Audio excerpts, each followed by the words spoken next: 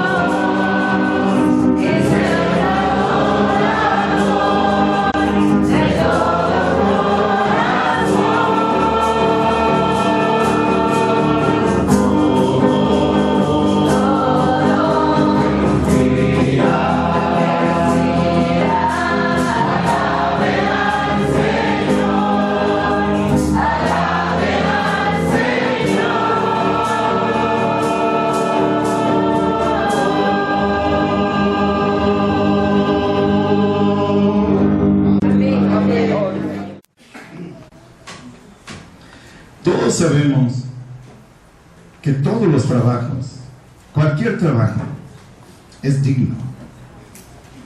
No hay un trabajo que sea envilecedor. No hay un trabajo que pueda decir a alguien, me avergüenzo de mi trabajo. Todos son dignos.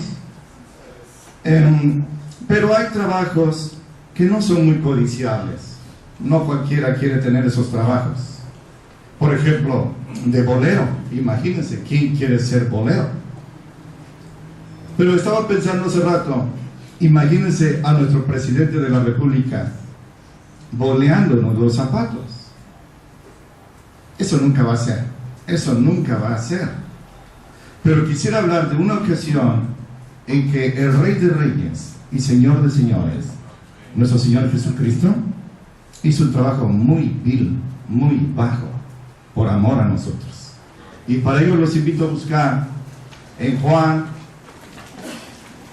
capítulo 13. Juan capítulo 13. Amén, hermanos. Amén. Voy a leer en voz alta del 1 al 11. Lean por favor mentalmente. Así es escrito. Antes de la fiesta de la Pascua, sabiendo Jesús que su hora había venido para que pasase de este mundo al Padre, como había amado a los suyos que estaban en el mundo, los amó hasta el fin. Y la cena acabada, como el diablo ya había metido en el corazón de Judas, hijo de Simón Iscariote, que lo entregara, sabiendo Jesús que el Padre le había dado todas las cosas en las manos, y que había salido de Dios y a Dios iba, se levanta de la cena, se quita su ropa, y tomando una toalla, se ciñó. Luego puso agua en un lebrillo y comenzó a lavar los pies de los discípulos y a limpiarlos con la toalla con que estaba ceñido. Entonces vino a Simón Pedro y Pedro le dijo, Señor, ¿tú me lavas los pies? Respondió Jesús y le dijo, lo que yo hago, tú no entiendes ahora, mas lo entenderás después. Le dice Pedro, ¿no me lavarás los pies jamás? Le respondió Jesús, si no te lavare, no tendrás parte conmigo. Le dice Simón Pedro: Señor, no solo mis pies, mas aún las manos y la cabeza. Y le dice Jesús: el que está lavado no necesita sino que lave los pies, mas está todo limpio. Y ustedes limpios están, aunque no todos, porque sabía quién le había de entregar. Por eso dijo: no están limpios todos. Gloria a Dios. Oremos. Padre, gracias porque podemos hablarte así con confianza, con la seguridad de que nos escuchas. Padre, borra nuestras rebeliones, borra las mías, para que sea yo un vaso de honra para ti, de edificación para mis hermanos, y que esta porción seleccionada pueda llegar a nosotros como el agua fresca al sediento, así como está tan llena de enseñanzas. Que nadie se regrese a su casa como vino, sino que algo grande tú hagas para tu gloria, para tu alabanza, porque tu palabra no va a regresar a ti vacía. Haz, Señor, lo que quieres hacer en cada uno de nosotros y glorifícate en ese sermón, porque en Cristo Jesús así te lo ruego. Amén. Aleluya. Por favor, tomen asiento. Este pasaje inicia una serie que nosotros tenemos como capítulos 13, 14, 15, 16 y 17. Son los sucesos que acontecieron la noche en que Jesús fue traicionado, que fue entregado a los judíos. Al día siguiente él sería crucificado. Pero esto ocurre en un ambiente íntimo. Está Jesús separado ya del pueblo en general y está nada más con sus apóstoles. Judas, por cierto, estaba allí. Y Jesús empieza a hablar en un aposento alto y ahí está predicando. Y este momento tan especial con sus apóstoles es tan lleno de emociones, porque Jesús sabía lo que iba a pasar con él. Y entonces Jesús habla y dice nuestro hermano Juan, que estaba allí viendo y oyendo, dice: sabiendo Jesús que su hora había llegado, la hora del supremo sacrificio en la cruz había llegado ya. Jesús lo sabía, los apóstoles no sabían bien esto, pero Jesús lo sabía bien, y a pesar de eso, sabiendo lo atroz que sería su sufrimiento, él no se acobarda, él está firme, más que en su poder, en su amor por todos nosotros. Y así está él dispuesto. Dice que estaba con los suyos, que los vio, y esa frase es muy dulce: los amó hasta el fin. Los amó hasta el fin. Hoy día, amar hasta el fin es algo muy difícil de ver. La gente habla muy rápido de amor eterno y juran ante altares, amores que rompen muy pronto y se olvidan de ellos. Pero Jesucristo no es así, y alabo a Dios que no es así. Su amor es constante. Los amó hasta el fin, de una manera perfecta, no como ama al mundo.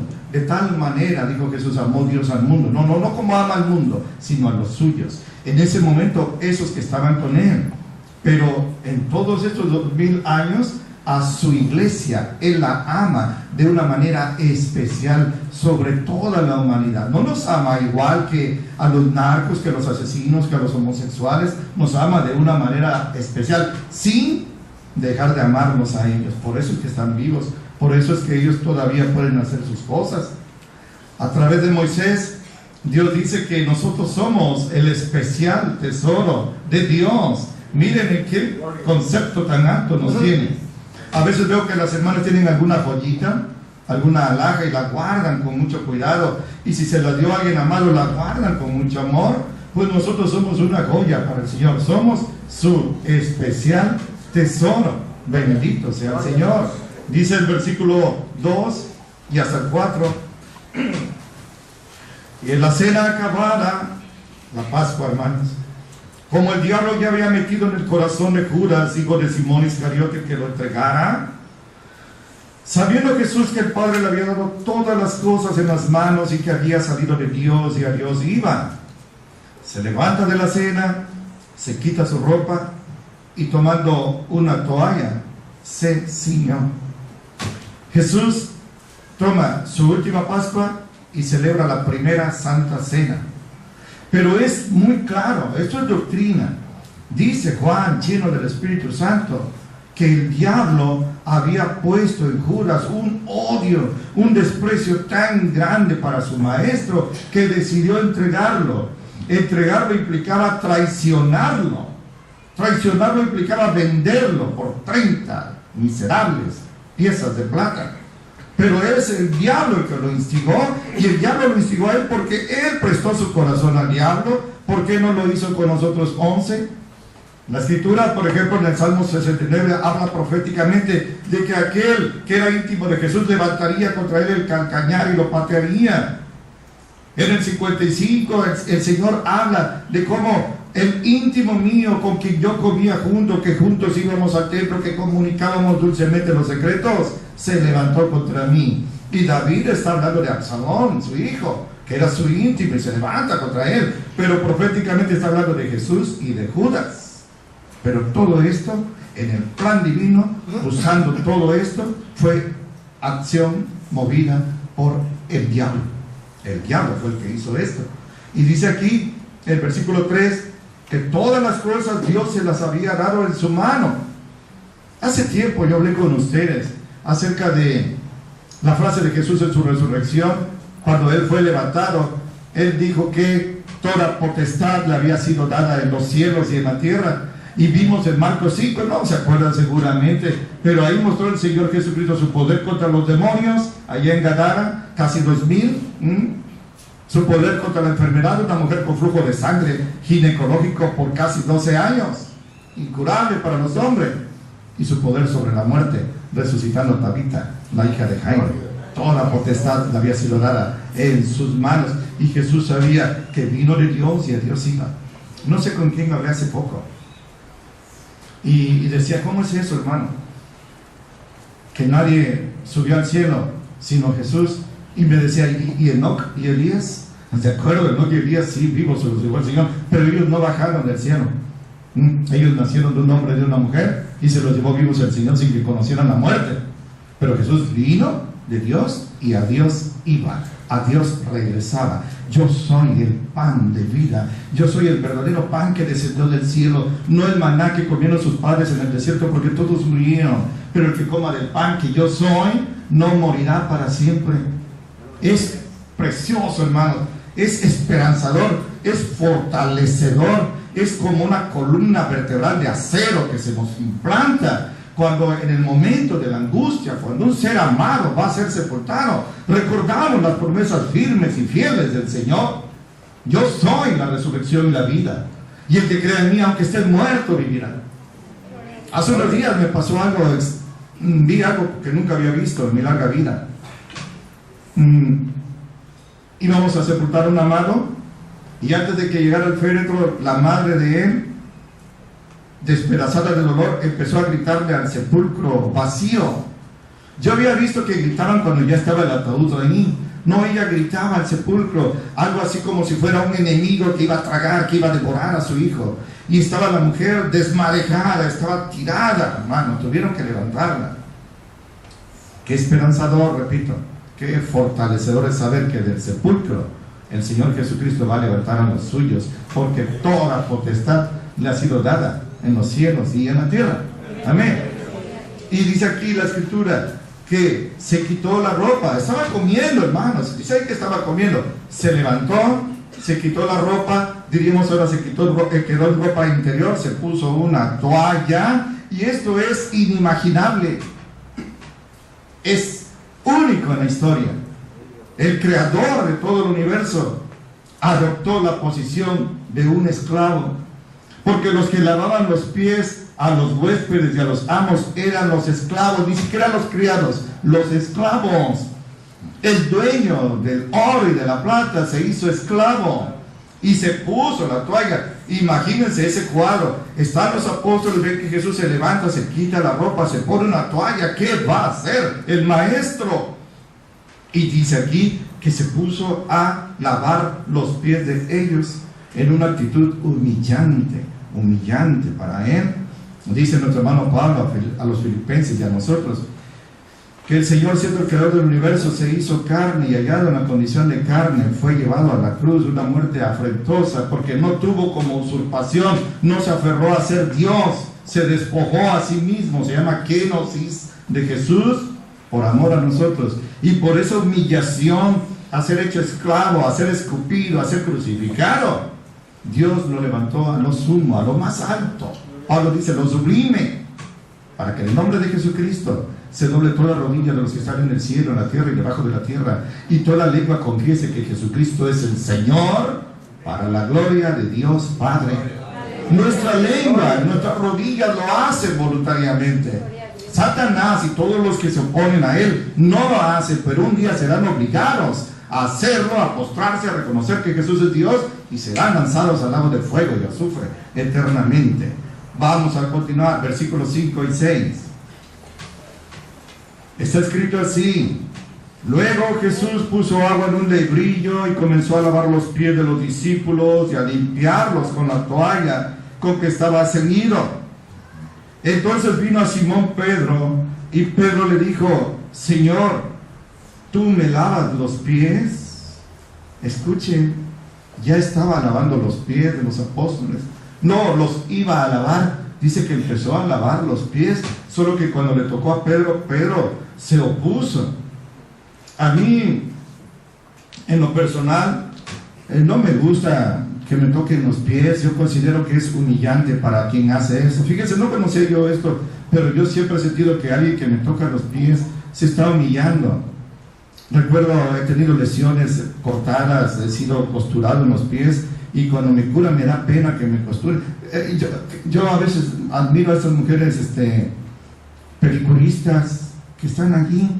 Yo le digo, no me haga eso, no me corte las uñas, no me haga eso, no se humilla así. Pero ese es su trabajo. Pero ellos son mujeres nada más. Las doctoras, los enfermeros, los doctores son hombres. No, pero es el creador del universo, el Dios hecho carne, el que estaba lavando los sucios pies de sus discípulos. Y por amor, Pedro, cuando llega a su turno, vean lo que pasa ahí, porque lo ama mucho. Casi le está diciendo: Señor, no te humilles, no hagas eso. Dice el versículo 6, entonces vino a Simón Pedro, y Pedro le dijo: Señor, tú me lavas los pies. Señor, no hagas eso. Señor, no te humilles ante mí. Señor, no soy digno de que hagas eso. Por amor, por respeto a Jesús, piensen en quien ustedes consideren el más grande, el más grande político, deportista, artista, científico. Jamás va a hacer eso, pero si lo hiciera, estaría bien. Nunca lo van a hacer, pero si lo hicieran, estaría bien. Pero Jesús, por eso Pedro dijo: no, Señor, no hagas eso, no te humilles, no te rebajes a hacer eso. Pero lo que le dice Jesús, vean el versículo 7. Y le respondió Jesús y le dijo: lo que yo hago ahora tú no lo entiendes, mas lo entenderás después. Lo que yo hago ahora tú no lo entiendes, pero lo entenderás después. Un día Pedro le dijo una profecía. Un día Pedro, ahora tú vas para donde quieras, pero un día alguien te va a ceñir las manos y te va a llevar a un lugar donde no quieres. Y dice Juan que Jesús dijo eso, dando a entender con qué muerte habría de glorificar Pedro a Jesús. Y así fueron. Pero escuchen, ¿con qué muerte, en qué forma habría de glorificar a Jesús? O que el Señor considera que cada uno de nosotros con su muerte glorifique al Señor. Si nos matan cometiendo un pecado o en un crimen o metiéndonos en pleitos ajenos, eso no glorifica al Señor. Pero cuando alguien muere como cristiano en santidad, en servicio al Señor, en obediencia, su muerte, dice la Escritura 116:15 de los Salmos, que honrosa, que estimada es a los ojos de Jehová la muerte de sus santos. Por eso yo siempre les digo, hermanos, la muerte no es la derrota, la muerte no es el final. La muerte es el inicio victorioso de una vida eterna de dicha sin fin, donde no habrá lágrimas, no habrá llanto, no habrá dolor, no habrá tristeza, no habrá clamor, no habrá muerte, porque todas esas cosas habrán pasado. Aférrense a eso. Como las ardillitas cuando viene el invierno y empiezan a hacer acopio de sus nuecesitas, sus semillitas. Habituallémonos de la palabra de Dios para que cuando venga el invierno a nuestra vida, entiéndanme, estemos fortalecidos por el Señor. Es lo único que nos puede fortalecer, la palabra de Dios. Les platiqué de aquella tanatóloga, experta en preparar a la gente para su muerte y a sus familiares, que decía que cuando la muerte llega no hay nada, no hay palabras que puedan alentar a nadie. Miente, es una ignorante, no sabe con todos sus títulos. ¿Para qué perdió el tiempo? La palabra de Dios, yo lo puedo decir con experiencia propia, tiene poder para consolar y para sacar adelante, porque hay fortaleza por su Espíritu Santo. Amén. Entonces, hoy no lo entiendes, pero después lo vas a entender. Vean versículos 8 y 9. Le dice Pedro: no me lavarás los pies jamás. Él estaba santamente indignado. Le respondió Jesús: si no te lavo, no tendrás parte conmigo. Entonces le dice Pedro: Señor, no solo mis pies, sino las manos y la cabeza. Señor, a mí jamás, nunca me vas a lavar los pies. Yo debería lavarlos a ti. Pero si no dejas que lo haga, no tendrás parte conmigo en el reino celestial. Y Pedro comprende: Señor, si es así, Señor, váyame entero, váyame, Señor. Si esa es la condición, váyame, Señor. Vayan pensando en esta situación, porque tiene un simbolismo espiritual muy profundo y hermoso. Vean el versículo 10 y 11. Le dice Jesús: el que está lavado no necesita sino que lave los pies, mas está todo limpio. Y ustedes están limpios, aunque no todos, porque Jesús sabía quién le había de entregar. Por eso dijo: no están limpios todos. Parece tan sencillo, tan elemental. Los que están limpios no necesitan que se vuelvan a bañar. Ahí en Pajapa sucede algo especial. En la puerta, en el quicio de las casas, ustedes pueden ver un montón de chanclas y zapatos viejos. La gente que viene del trabajo, el Pajapa es especial, es muy polvoso, y cuando llueve es muy arcilloso, barroso, lodoso. Entonces se manchan y si entran a la casa así empiezan a meter arena. Bueno, ahí dejan sus zapatos llenos de tierra y se ponen sus chanclas y así andan en la casa. Es una costumbre, hasta se ve bonita, medio japonesa, no sé, se ve bonita. Pero la gente cuando llega a las casas no se baña otra vez, simplemente se cambia de chanclas. Los hombres en la época de Jesús caminaban, hacían largas trayectorias a pie, se bañaban en sus casas, quizás iban a trabajo, quizás iban a una fiesta de compras, y sudaban y se manchaban de polvo. Cuando llegaban a su destino no se tenían que bañar, solo le lavaban los pies. ¿Y quién lo hacía? El esclavo más bajo. Jesús se hizo duros, el esclavo más bajo por nosotros. Pedro: los que están limpios no necesitan volverse a bañar, solo que le laven los pies. Cuando Jesús está orando por nosotros unos capítulos después, en el 17, dice Juan que levantando los ojos al cielo, Él oró la oración por ti, por mí, por la cual estamos aquí en esta tarde. Y Él dijo: Padre, yo no te pido que los quites del mundo, sino que los guardes del mal, porque los que están en el mundo ya no son del mundo. Cuando Cristo vino a nosotros, no nos sacó y nos llevó al cielo, nos dejó en el planeta, y el polvo de este planeta lleno de pecado se nos pega a los pies.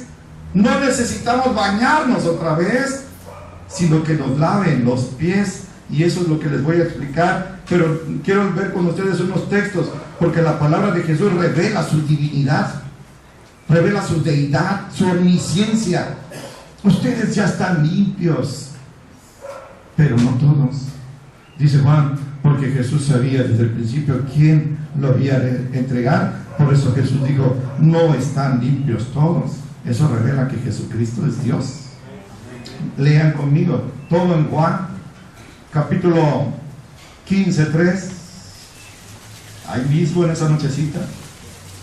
15:3 está escrito: Ya ustedes están limpios. ¿Por qué, hermanos?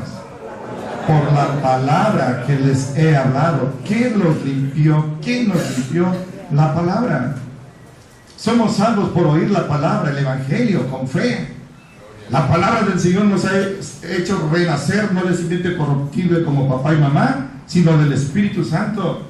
Por la palabra es que nuestra fe viene en aumento, porque la fe viene por oír la palabra de Dios. Jesús ora: santifícalos en tu verdad. Tu palabra es verdad. A veces oigo que hay estos rockeros cristianos, hermanos, y estos predicadores falsos, motivadores, jugadores y manipuladores de emociones, que dicen que están hablando su psicología y parte de psicología hinduista, y dice que la gente se convierte a Cristo, pero no hay palabra. Yo lamento que alguien muy grande a nivel mundial dio un mensaje que no dio palabra, pero sí hablaba de unos cuadros motivacionales que cierta persona tenía en su despacho. ¿Cómo voy a ser certificado si no me están dando palabra de Dios? ¿A qué se está convirtiendo la gente cuando se convierte, entre comillas, si no se les está predicando la palabra de Dios? No sean engañados. Pablo dijo: cuando yo era niño, hablaba como niño, pensaba como niño y actuaba como niño, pero ahora que soy adulto dejé las cosas de niño. No sean niños en la malicia, sean niños en las cosas inocentes que Dios manda, pero en las cosas de la doctrina seamos adultos, seamos bien maduros. Vean el 17, que ya lo cité verbalmente, pero lo leemos. Dice Jesús: santifícalos en tu verdad, tu palabra es verdad. Capítulo 6,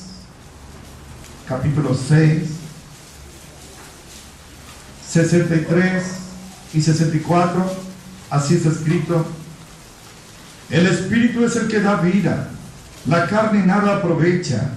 Las palabras que yo les he hablado son espíritu y son vida. Ahí está, la palabra es la que da vida.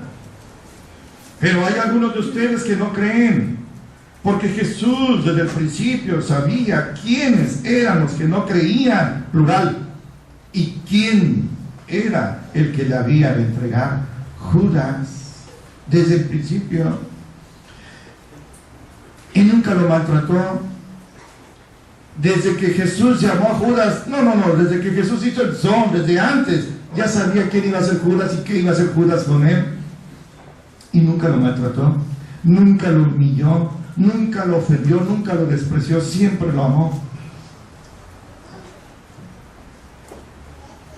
Cuando Jesús dijo: uno de ustedes me va a entregar, ellos se pusieron muy tristes y empezaron a preguntar: Señor, ¿seré yo? Señor, ¿seré yo? Señor, ¿seré yo? ¿Por qué nadie dijo: ese es Judas? Seguro, por lo hipócrita que es. Nadie sospechó de Judas. Jesús nunca hizo menos a Judas. Ahí estaba. Salieron de ellos, pero no era de ellos, para que se probara que no todos son del Señor. Pasen al versículo 70, 6:70. Jesús les respondió y les dijo: ¿no he escogido yo a ustedes 12 y uno de ustedes es diablo? Miren, a Pedro él le llamó Satanás. Quítate de aquí, Satanás, que me escandalizas, porque no entiendes las cosas de Dios y hablas como un hombre. Y de los que yo escogí, uno es diablo. Desgraciadamente en las iglesias ha habido relaciones de amor, de noviazgo, de matrimonio, que han sido relaciones con diablos. Y no me digan que se las saben todas. Les voy a decir algo sencillo. Hace años, cuando yo me convertí en un hombre que era el más grande predicador de esa época, era Guille Ávila. Ese hombre conocía al Señor, ese hombre sabía Biblia, ese hombre era usado por el Señor. Pues yo cabida en su templo a una persona que fingió que era cristiana. Él dijo que era cristiana, se casó con su hija, se la llevó a Estados Unidos, él contento, un yugo igual, cristiano con cristiana, y allá la asesinó a puñaladas. Y Guille Ávila no era un novato. ¿Cómo conocer la intención de la gente? Como dice Dios a través de Jeremías: engañoso es el corazón y perverso más que todas las cosas, ¿quién lo entenderá? Pero él responde: yo, Jehová, que escudriño los corazones y que a cada quien le daré su pago. Jesús sabía que Judas iba a hacerlo y sin embargo lo llamó y lo amó y nunca lo humilló. Nunca lo expuso, nunca lo exhibió delante de nadie. Y Él le dio poder a los apóstoles, a los 12, sobre las enfermedades, sobre los demonios, sobre la muerte, incluyendo a Judas. No dice la Escritura que Judas no hacía milagros. Todos ellos maravillaban a la gente con el prodigio, el poder que Dios le había dado. Veo el reloj, hermano, y tengo que resumir para decirles algo así especial. El amor de Jesús no tiene límites. Sabiendo la clase de demonio que era Judas, dice nuestro hermano Juan en su primera carta que Judas era del diablo, Caín era del diablo. Cuando Judas llega a traicionarlo, le da un beso que no era de amor, sino que era la señal para que los soldados judíos que venían a agarrarlo supieran quién era. Y sin embargo Jesús, conociéndolo, le dijo: amigo, ¿a qué vienes? Le dijo: amigo, ¿cuántas veces hay traiciones? Y al que más amamos lo traicionamos, y quien más nos dice amar lo traiciona. Y Jesús, sabiéndolo, teniendo poder no para matarlo sino para atomizarlo, le llama amigo, y así recibe el beso, sabiendo que con ese beso él sería golpeado y entregado para ir a la cruz, pero lo hizo, repito, por su amor infinito a nosotros. 6 lecciones, hermanos. La primera salta a la vista: el amor de Jesús por nosotros es eterno. El amor de Jesús por nosotros no empezó el día que le aceptamos como Salvador, ya nos amaba. El amor de Jesús no empezó por nosotros el día que Él nació en Betlén, o el día que Él hizo el planeta, o el día que Lucero se rebeló allá en el cielo contra Él. Su amor es eterno, y esto es algo que no cabe en nuestra mente tan chiquita, tan finita, porque Él es infinito y nosotros somos finitos. Antes de que nada existiera, ya existía Dios. Y antes de que ninguna emoción existiera, ya existía el amor de Dios para nosotros. Y no son palabritas dulces ni enternecedoras, es la palabra de Dios. Lean conmigo en Jeremías, capítulo 31.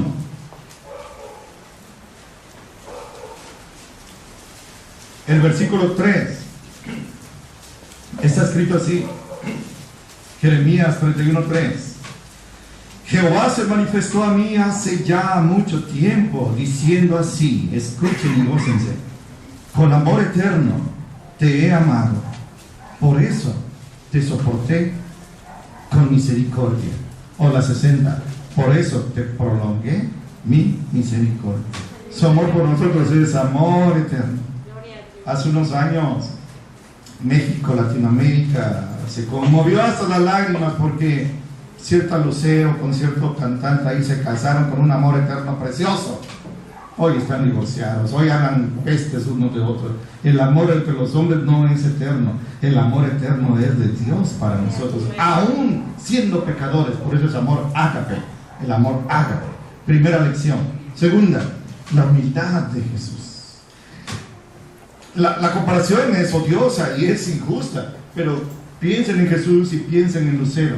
Lucero se ensoberbeció por su belleza, por su sabiduría y por su poder, y dijo: seré semejante al Altísimo. Quizás dijo: si yo creo semejante lo voy a destronar, y por eso el Señor lo despeñó y ahora es Satanás. Pero piensen a Jesús, que siendo Dios se hizo dúos, se hizo esclavo, para que ahí, siendo hallado en condición de esclavo, fuera llevado a muerte afrentosa, muerte de cruz. Entonces piensen en la humildad de Jesús. Ninguno de los apóstoles lavó los pies a sus compañeros apóstoles. Jesús muestra su humildad quitándose la ropa, lavando los pies, que para mí personalmente es repulsivo, y siendo Dios hecho carne, lo hizo por amor a nosotros. Su humildad fue el sello característico, su humildad y su amor, el sello característico de su vida aquí en la tierra. Lean conmigo en Mateo unos versículos, hermanos. Quiero llenarlo de palabra porque la palabra de Dios es la que nos santifica. ¿Se acuerdan lo que les dije en la mañana de aquella viejita que decía: pastor, yo soy ya, leo la Biblia y ya nada se me queda, no retengo, pero me pasa lo que las canastas, le echan no agua y toda el agua se le sale, pero cada vez queda más limpia? Esta viejita no se le quedaba mucho texto, pero la palabra de Dios, que es viva y eficaz, actuaba en su corazón y en su alma. Amén. Mateo 20, versículos 25 y 28. al 28. Está escrito así. Entonces Jesús, llamándolos, dijo, porque estaban peleando los apóstoles queriendo Jacobo y Juan ser los más grandes allá en el cielo. Dice que Jesús, llamándolos, les dijo: ustedes saben que los príncipes de los gentiles dominan sobre ellos, y los que son grandes ejercen sobre ellos potestad. Pero entre ustedes, escucha, hágame, entre ustedes no será así. Escucha, hermano, escucha, hermana, sino que el que quiera entre ustedes hacerse grande, que ese sea su siervo. Y el que quiera entre ustedes ser el primero, escuchen, que ese sea el siervo. Como el Hijo del Hombre no vino para ser servido, escucha, sino para servir y para dar su vida en rescate por muchos. Él tenía toda la autoridad para ser servido, pero no lo hizo. Vino a servir y a dar su vida en rescate por muchos. Yo admiro a los médicos, a las doctoras, que a la hora que se les hable van hasta las colonias, hermanos. Antes, hace años, las calles de Puerto México eran arenosas, era en caballo, había que ir a hacer consultas ahí con quinqués, partos con quinqués.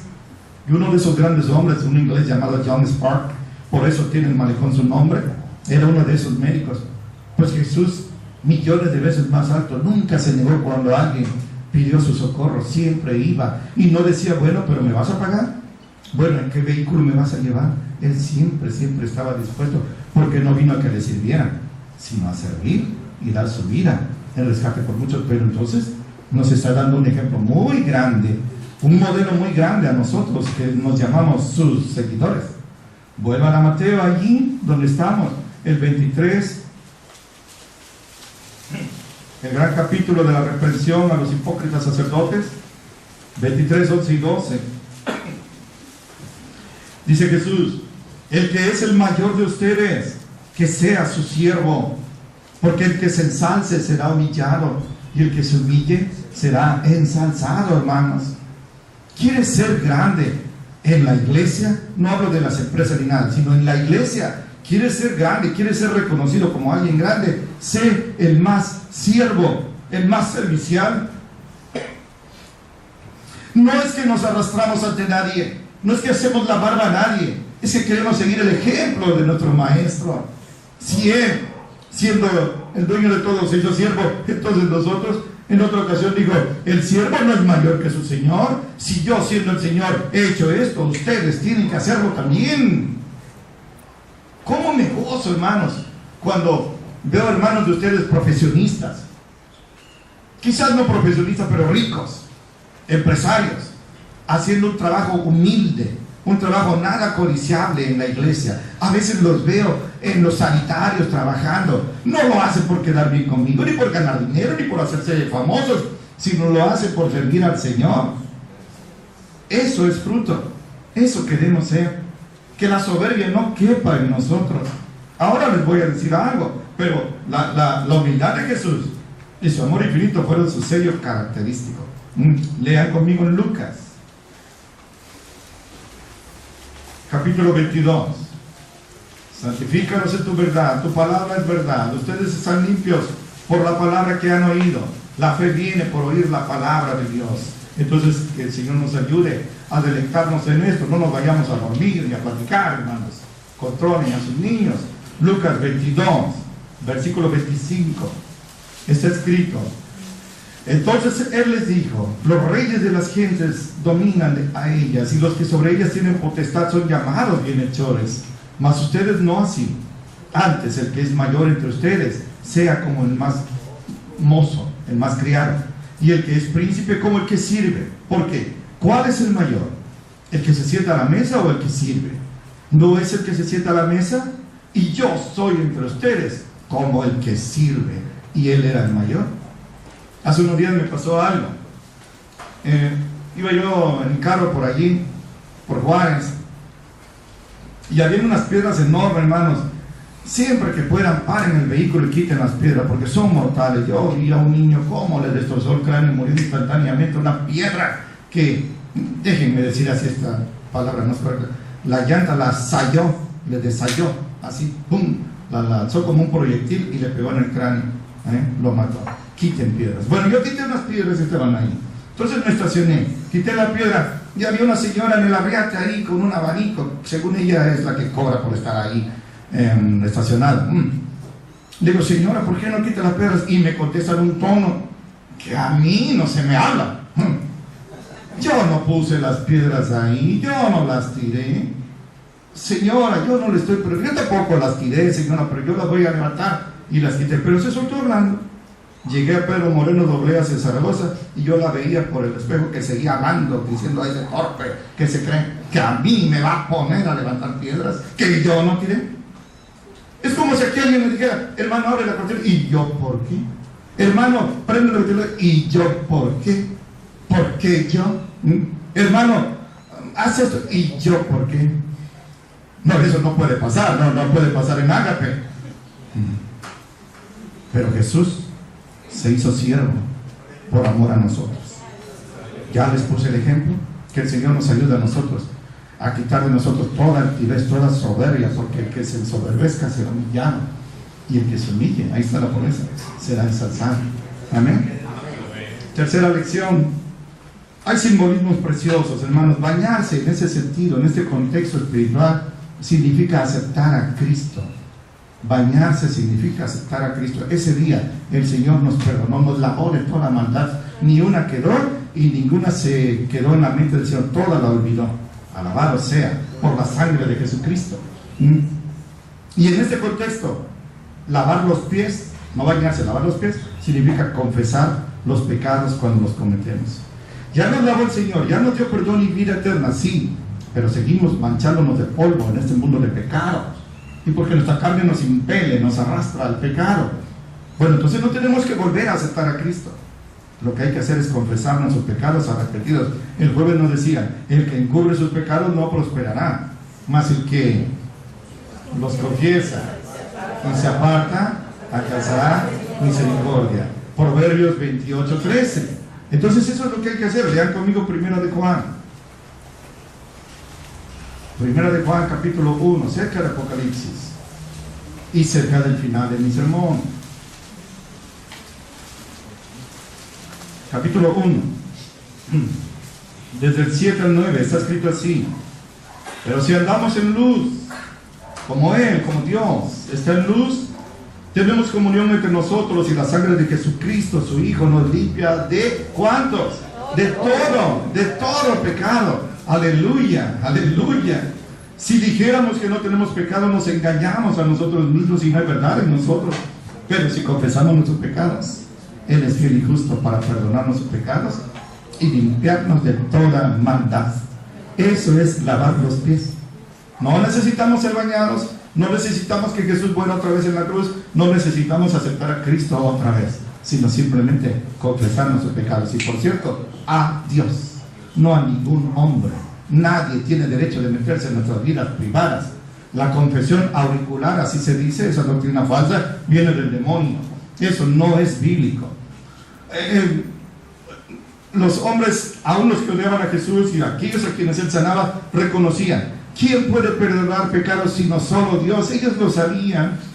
A nosotros nos engañaron que un tipo ahí con una bata negra podía perdonarnos los pecados, hermanos. Le decíamos nuestra vida privada. Por eso hubo mucho abuso, mucho chantaje. Pero ahí está, simbolismo: bañarse, aceptar a Cristo. Lavarse los pies, confesión de pecados. Cuarta lección, vean en Jeremías 2:22.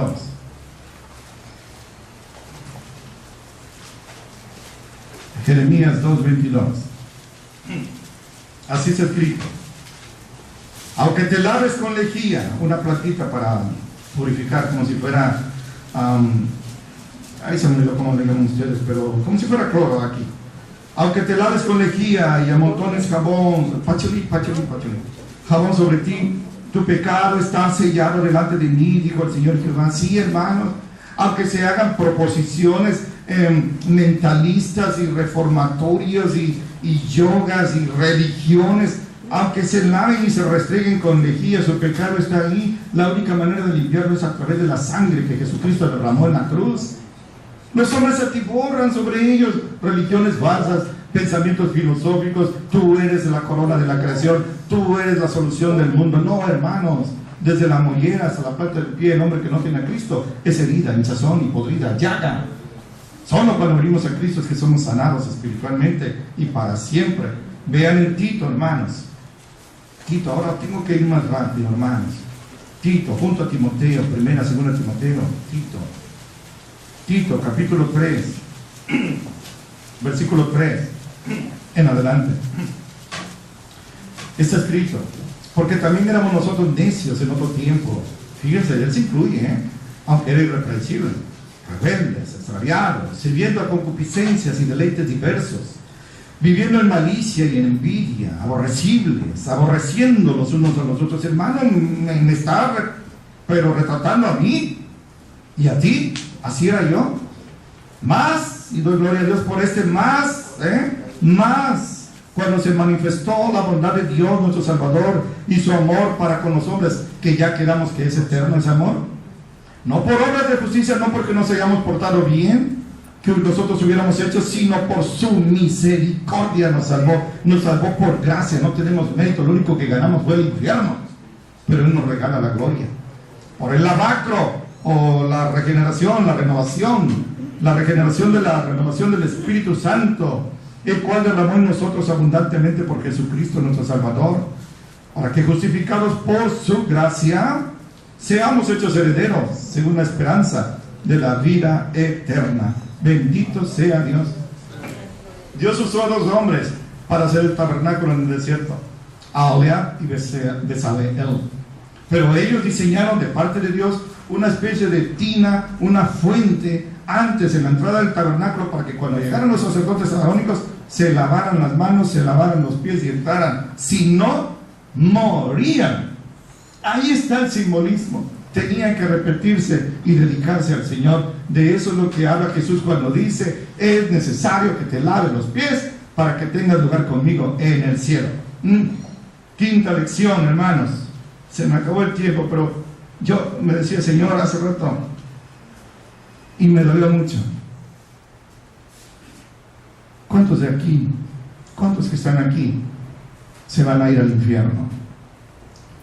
¿Cuántos de los que están aquí ocurrirá rapto y se quedarán? No lo sé. Solo Dios lo sabe. Dios conoce los corazones. Delante de los hombres parecemos muy santos, muy dignos, muy limpios. Jesús lo sabe y sin embargo nos ama. Jesús sabía quién iba a ser Judas y sin embargo lo amó. Estuvo dispuesto a amarlo. Es más, Judas lo traiciona. Si en lugar de ahorcarse, suicidarse, hubiera ido a pedirle a Jesús perdón, que lo estaban golpeando ya, creo que Jesús le hubiera perdonado. Ya Judas había cumplido su maligno, su satánico propósito. Pero Jesús lo amó. Y Jesús te ama y Jesús me ama. Por eso estamos vivos. Siempre me acuerdo a los corintios. Había homosexuales, había adúlteros, había brujos, había asesinos, había borrachos, hermanos. No conocían como los ninivitas a la izquierda y la derecha.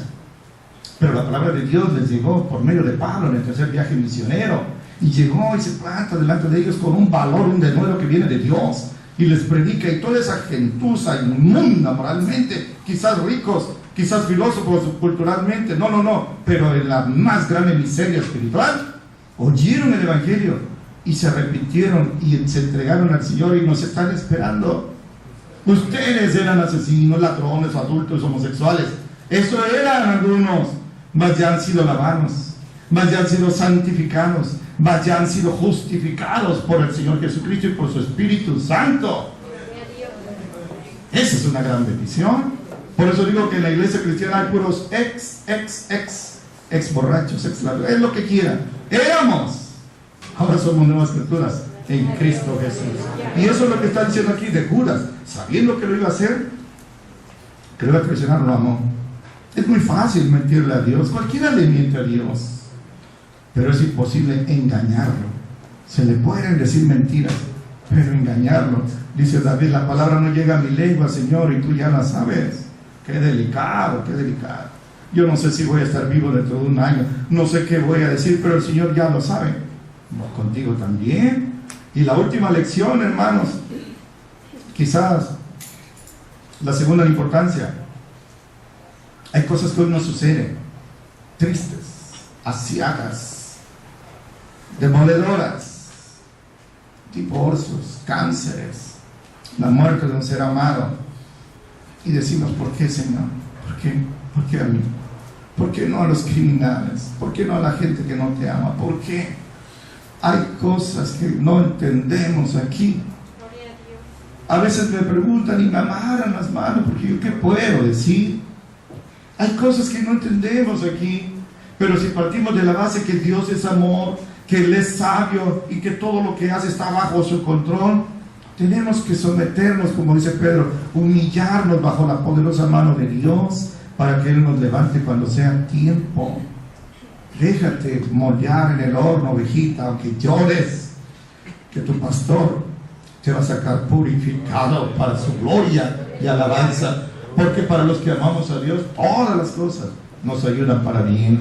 Y porque lo que hoy suframos no se puede comparar con la gloria venidera, ni siquiera con un segundo allá que el Señor va a manifestar en nosotros, por terrible que sea el sufrimiento. Aquí vamos a leer un texto, hermanos, y yo concluyo. Miren, hace años, cuando yo nací, hermanos, me bautizaron con otros muchachitos, no, chamaquitos, niños, y se decía que éramos hermanos de pila, y uno de ellos era mi amigo Nacho, mi hermano Nacho, hermano de Fallo, que por cierto le quitaron un riñón anteayer.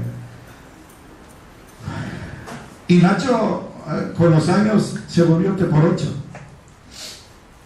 Y era un teporocho tan entregado que tenían que inyectarle no sé qué suero, porque se moría el hombre.